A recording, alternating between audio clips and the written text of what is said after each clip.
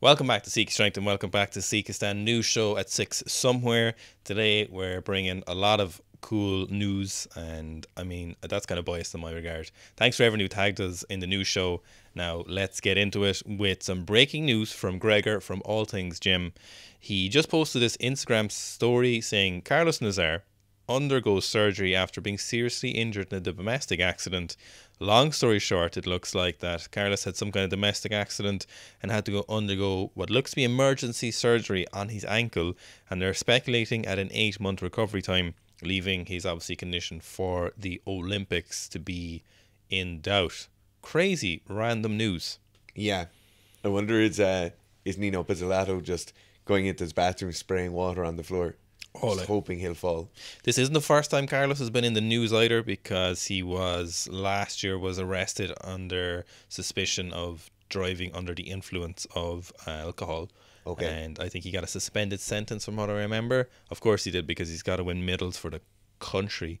So Carlos, ankle injury, shocking. This is Yeah. what we were talking about. We said this 2 weeks ago, that getting to the Olympics is so difficult. Yeah. It's always hyped up, but it's It's a massive thing. It's not just timing your training right, timing your peaks, timing the competitions you do in the lead up to it correctly.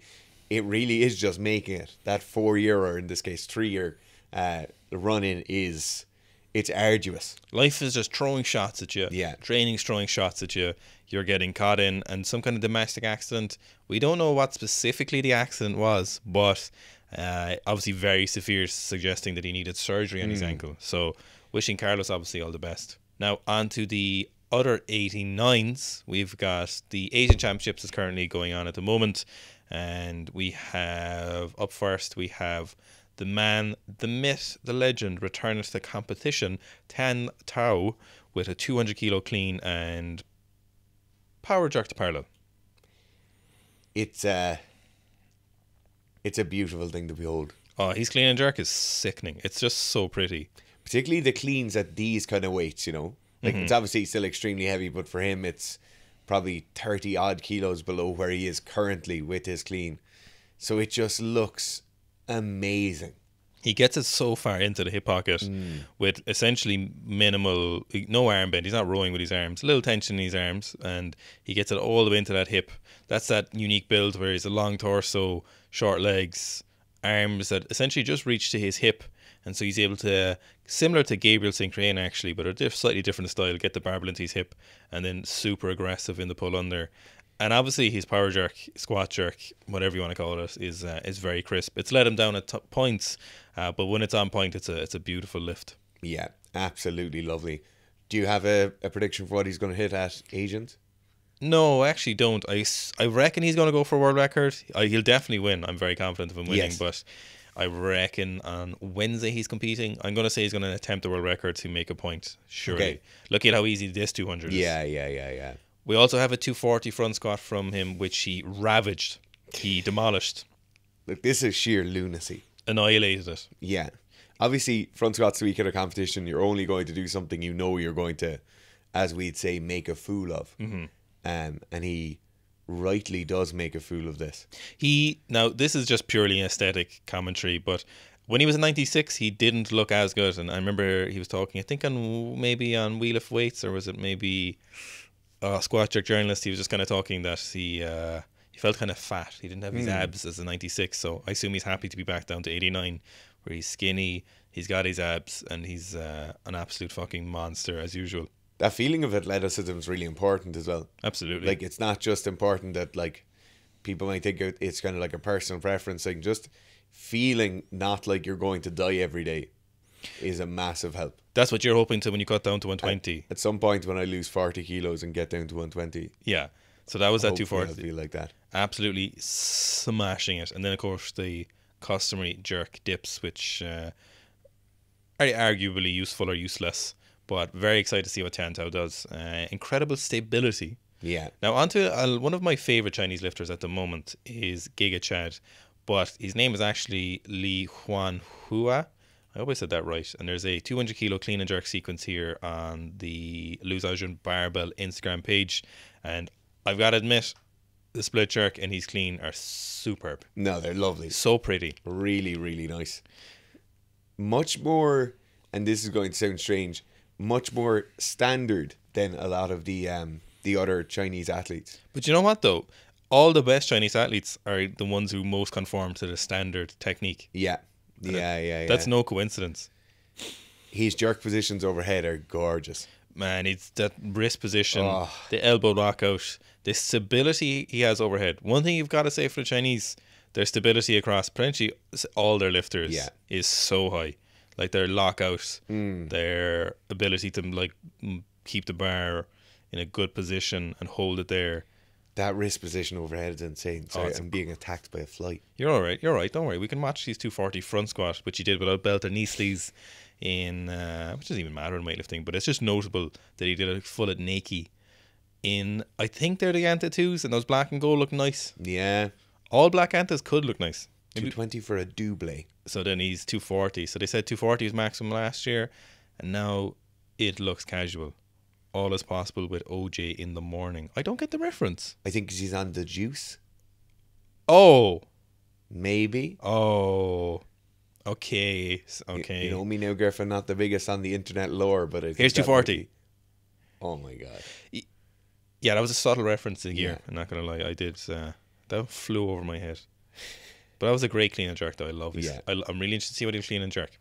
Now, next up, we have a relatively unknown, or the name I don't know because it's in Japanese and I haven't seen her competing before, but she is an 81 kilo lifter and she's back squatting 200 kilos in the most beautiful Japanese gyms that we do see.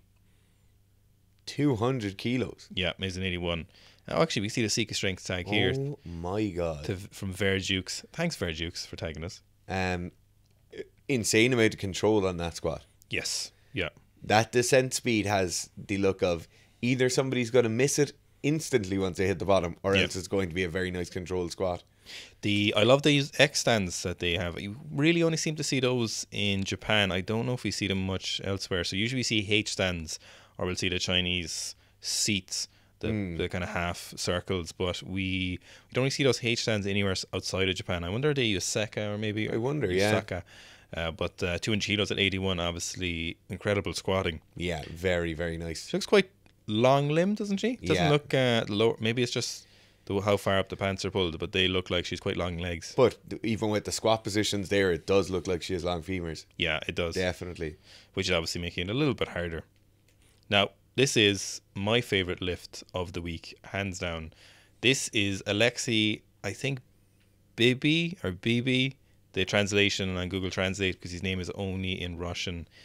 He's a Ukrainian lifter, and he's doing a 220 2+1, and it is beautiful. It's the clean, the timing, the whip on the barbell, the pull under, the positions, the aesthetics of that training hall, and the jerk. Oh, I think it's my favorite lift of the week. That jerk just...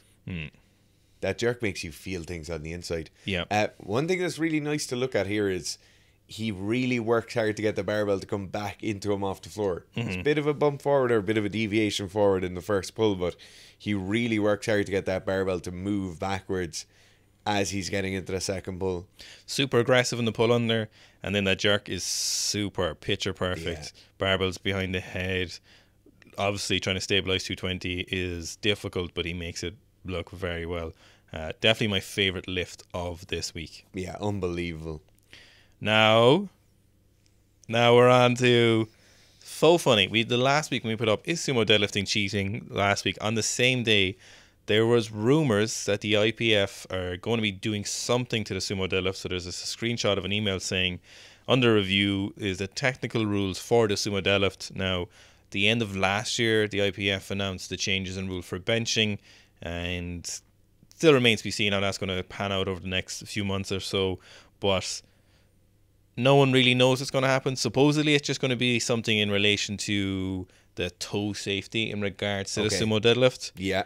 Personally, I hope it's banned. No, I'm only joking. I'd be extremely surprised. I'd love if they banned it. No, it would absolutely make no sense. I think. Yeah. I think more people in the IPF probably sumo deadlift. Yeah. Than don't sumo deadlift. It would make sense. It wouldn't make any sense. Especially at a time when the IPF is coming under a lot of flack under different regions.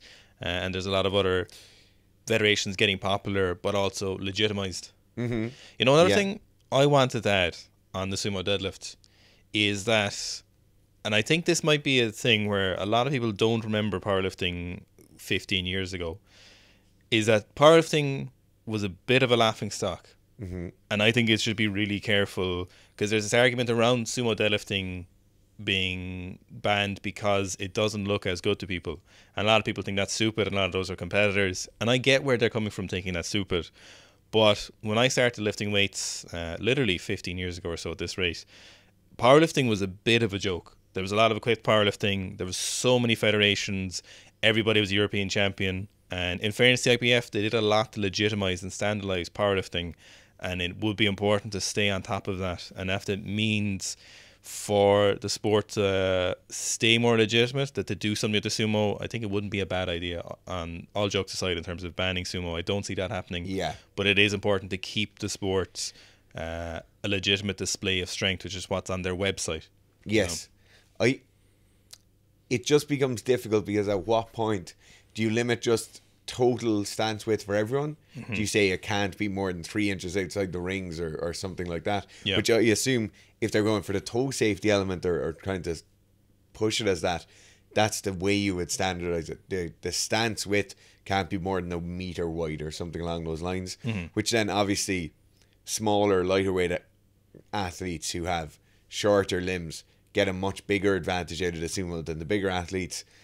Will that become an issue? Probably not. But I wonder, is that how they'll standardize it, or will they in essence ban the sumo by banning the feet being wider than the hands?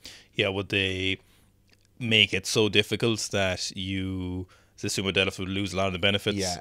A lot of people did rightly point out as well in that video that a lot of the federations, because they've the kabuki bar and similar, that the sumo deadlift, or those kind of noodle bars as they're colloquially named, Yeah. they're quite easily exploited by the sumo deadlift, so you really produce range of motion, whereas obviously the IPF uses standardized barbells, generally Alico or something like that, and Rogue and stuff like that, where the barbells aren't quite so whippy. But it'll be interesting to see what comes of this.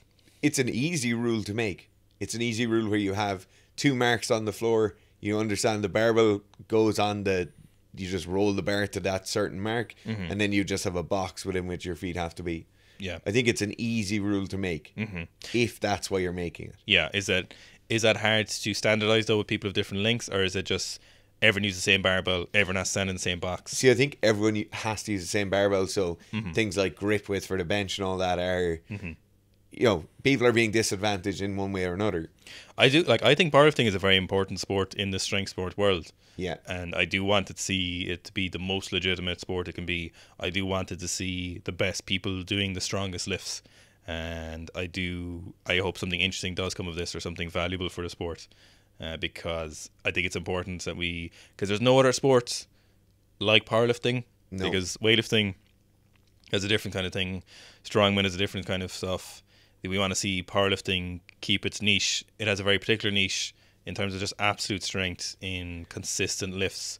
And I think it's important, and I think it's great for everyone, general population and people invested in strength sports, to keep it as legitimate as possible. Also, and this is my last thing on this, is that powerlifting athletes are doing the absolute best job possible of promoting the sport at the moment. They're all smashing records. Like, there's literally teenagers doing what pro athletes were doing 10 years ago. They were in unbelievable shape. They're doing a great job of promotion and self-promotion, and those kind of private competitions are doing well. They're getting massive viewership from outside of powerlifting as well. Yeah. Bigger viewership compared to what they were doing. So I think the athletes are doing a great job. I just hope the federations now can do a great job as well. Yes. And next up, we've got an IFBB pro. I assume it's not Joan. It's French or French Canadian, I'm not sure. Joan Pradels, how would you say that? Our resident French speaker. Jean Pradelis Is an IFBB pro, squatting 300 for 6 high bar in, I think it's those shoes. They those new deadlift things. Yeah. They contacted us last week. They did, yeah. 300 for 6 and loaded. I hate when people load different size plates. It's just not right. It isn't right, but I understand why he did that. Incredible squatting. Yeah. Absolutely incredible. Unbelievable squatting. There's a few things you have to talk about here as well, is that he's hitting a very, very nice high bar position with no heel lift and no crazy stance. No crazy stance. Very, very nice squats. Like genuinely impressive squats. I wonder how much of this is done for him trying to promote maximum hypertrophy and exploiting all that, and how much he just really enjoys this aspect of training and he's pushing it, because he probably doesn't need to do 300 for 6 reps, rather maybe 250 for more sets is probably more beneficial, maybe. But I'd be interested to see how he feels that the super heavy lifting benefits his hypertrophy work. I'd be very interested to know what his kind of aim here is. You'd have to imagine that's a lot of central nervous system fatigue for a bodybuilder. Yes, yeah. Like there's a lot of fatigue going on there for the rate of muscle growth you're going to get from that. But as you said, maybe it is just he loves squatting heavy weights. Don't we all? Next up, we've got our favorite Korean strong person, a random Korean dude, but also Keenan Lee. So we've seen him on the show a few times. He's a 110 kilo IPF lifter, and he's coming in with the anti-sumo 365 kilo conventional deadlift. Competition plates. Looks like a competition bar as well. So there's very little whip on this. And he's just stacked. That's what I'd call him. Stacked. Whatever about him and his physical prowess, those deadlift positions are lovely. I don't particularly love the toes out. No, I don't, but it looks nice to look at. But he's working it. Yeah. He's nailing it. Yeah. I personally wouldn't have the really close heels, but that just looks nice. Top comment is IPF approved deadlift. No, it's an incredible lift. Yeah. Very impressive from Keenan, as always. Next up, we've got James Harrison. Now, he's 1.5 million followers on Instagram. He's an American football player. His name doesn't mean anything to Dara I have and no I. idea, no. But he's also 45 and he's hitting a lifetime PB of 247 kilo bench press. Where did all these people come out with Did you benches? say he's 45 years old? He's going to be 45. He's 44 currently. Close grip as well. What? Close grip. In his sweats. Wearing the matching sweats. Oh my good God. And he pressed it for around 5 minutes. What? Where did all these people come out of where they can just bench in the 200s all of a sudden? There wasn't this many people last year who could do this. I'm sure there wasn't. Deion Sanders commented and said, Lord Jesus. That is absolutely insane. 45 lifetime PR. That's the freaks of nature out there in the NFL. Is that his home gym? Because that looks like a gorgeous gym. That's got to be a commercial or some kind of facility. He's an ex-NFL player though. We've got to move on. Next up, we've got Reese Fullwood, a British powerlifter, and he set the sleeved total raw record. He was 124.9 kilos, squatted 390, beautiful squat at 390, flat shoes in the Inzer Pros, no bother, no problem to him whatsoever. So solid. Yeah, absolutely, no issue on that squat. No. So then we've got 412 and a half. He's got those shades on the inside as well. And I wonder, is that anything to do with the amount of strobe lighting and stuff that's going on? I hope so. Yeah. 412. Oh my God. Not a problem. Oh my God. Incredible. So this got him, the lifts he made was the 1,000 kilo total club. And he's in that sweet spot where the strongest monster people kind of live in the 120. The people who are still lean but are still monsters. Yeah. So he benched 210 kilos as well. Looks beyond in Wales because the Welsh dragon is in the background. How did they get a dragon? How did the Welsh people claim that? I actually don't know. The Valleys? The Valleys. Here's 210. Very, very casual 210, I would think. You know what? This says more about the insanity of his total. That 210 kilos sounds small. Yes. Yeah, it does actually. Yeah, you're dead right. So he didn't take a third attempt. So he got 985 kilo total. No, 1,000. Oh, I think he missed the deadlift for 1,000. Sorry, that was for 1,000. Sorry, dead right. So this is a 330 kilo opener. Super easy. Oh my God. Mother of God. He looks lean as well, doesn't he? He does. He's a large lad. Yeah.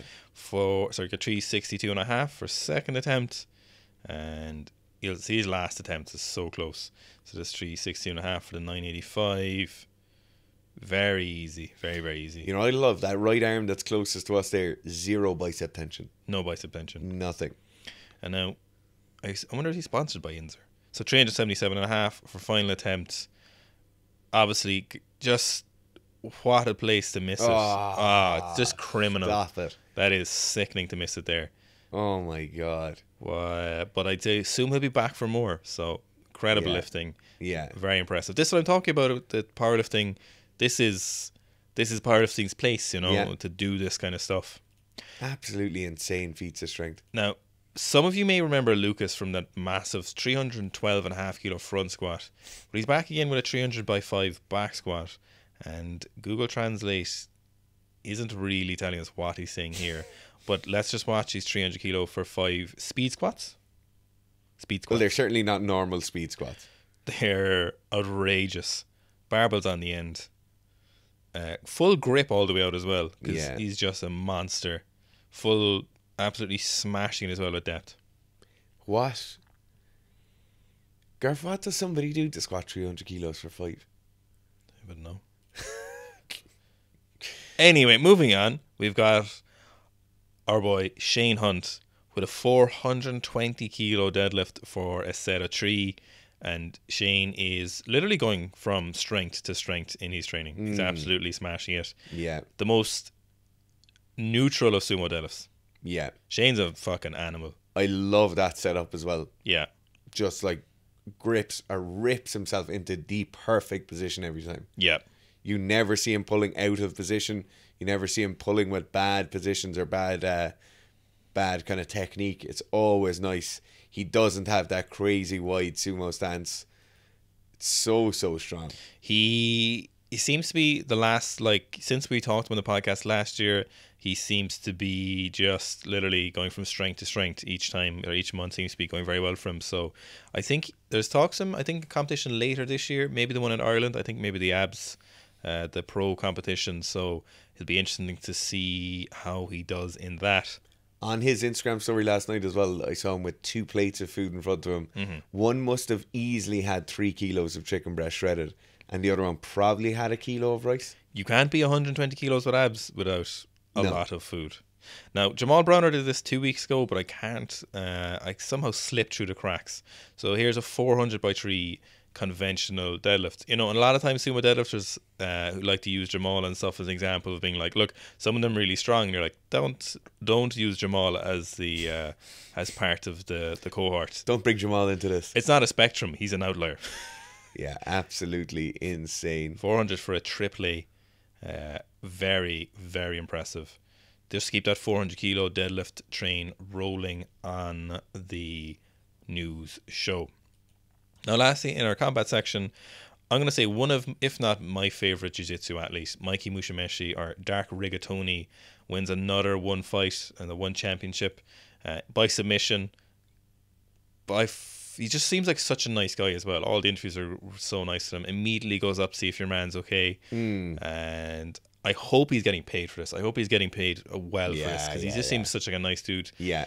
He didn't make an appearance in the last ADCC, but financially for himself, it seemed like a great decision to make. Oh my God. That rear naked choke looks like it's about to pop the guy's head off. 4-time gi world champion. Yeah. Absolutely insane. Mikey as well, if you go and listen to like any of the interviews with him, he was on the Joe Rogan podcast.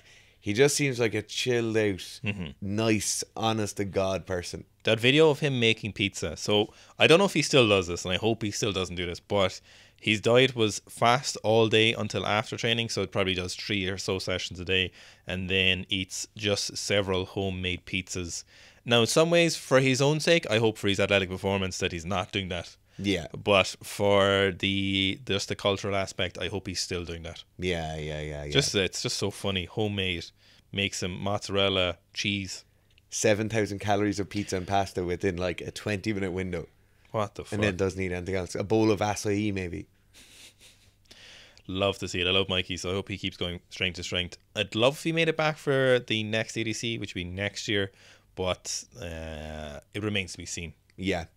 One person does ask in the comments of this video, why do people tap to heel hooks and let their legs get destroyed, but they tap to being choked. It's not just you're tapping to being choked and you're being like smothered by a soft pillow.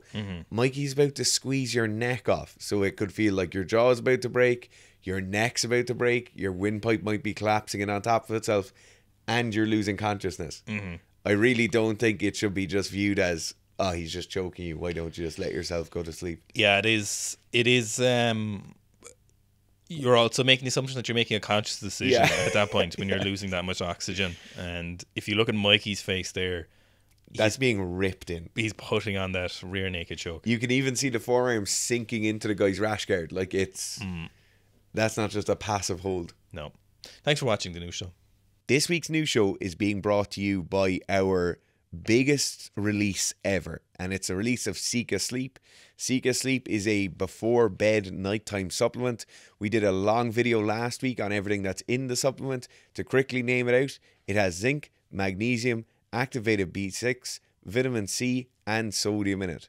You take it around half an hour to an hour before you go to bed. You take it with a very small amount of water, and it should get you better quality sleep and longer sleep. It'll be released later this week, probably around Wednesday or Thursday, so keep an eye on the Seeka Strength Instagram and the Seeka Strength YouTube page, and you'll be able to get your box there.